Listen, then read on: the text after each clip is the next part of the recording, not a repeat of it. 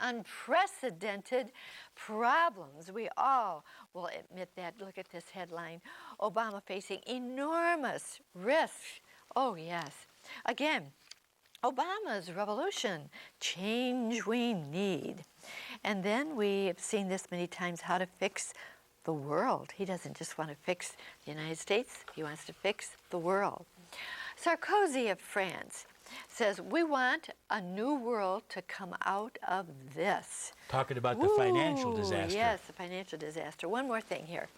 A new world order. And there's our new president and vice president. And again, watch and warn, a new world order is coming. My, oh my, I've never heard so many times mention the New World Order. Now take a look. This is really something. Henry Kissinger. The world must forge a new order or retreat to chaos. Wow. One more here, friends.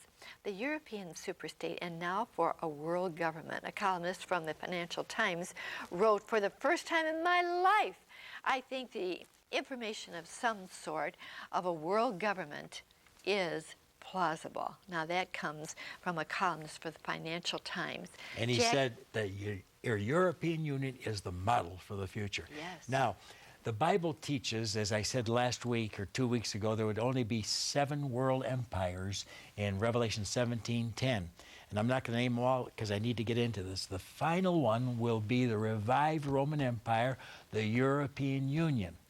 And it was to begin toward 2012, and lo and behold, it started in 1948, and it was to grow to 10, according to Daniel chapter 7, verses 7, 8, 20, and 24. That's where they had the 10 horns pictured on the various animals. But John, the Revelator, in the book of Revelation, also mentions the 10 horns in Revelation 12:3, 13:1, and chapter 17, verses 3, 7, 12, and 16. Well, guess what? By 1981, when Greece joined, we had 10. But that's not where it ends. It becomes global. It becomes the New World Order, just like the writer said that Rexella just quoted. And they're all talking about it, the New World Order. Herbert Bush, the father of George, preached at some of the colleges and even spoke to the United States Senate about the New World Order that was coming.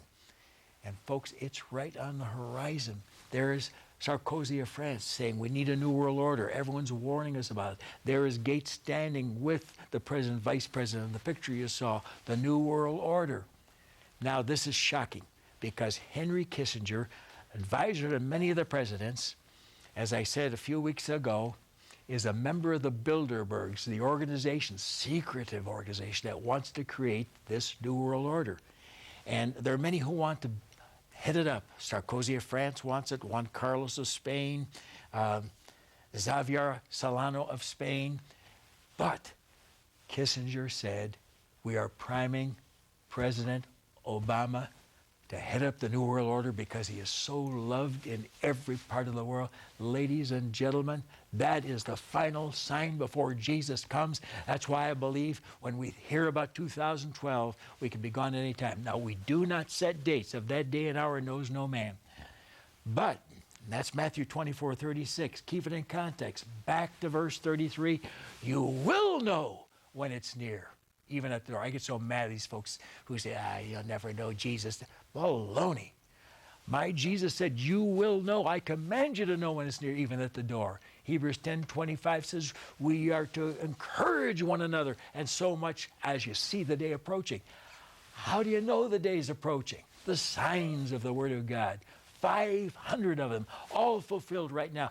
The New World Order is about to form. I don't know who's going to head it up. I'm making a video on it now. It's going to be ready in about 4 or 5 weeks. It's going to be the most shocking thing you have ever heard or witnessed with your eyes. I'm burning the midnight oil to get it ready for you. This is the last sign before Jesus comes. Oh, yes. He shared much of that with me.